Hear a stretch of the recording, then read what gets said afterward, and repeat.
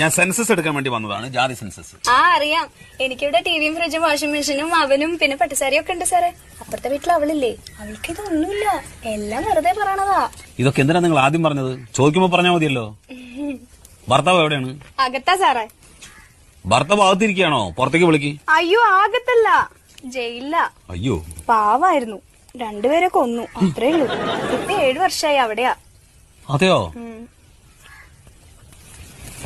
ഈ വീട്ടില് നിങ്ങൾ ഒറ്റയ്ക്കാ താമസം?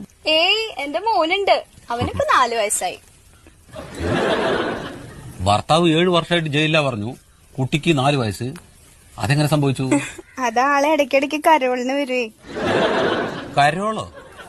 ഈ ജയിലിൽ നിന്ന് ഇടയ്ക്കിടയ്ക്ക് വിടില്ലേ പുറത്തേക്ക്, കരോള്. പരോള്? ആ ചില സ്ഥലത്ത് അങ്ങനെയും പറയും. ശരി, പേര്? വത്സല. ഭർത്താവ്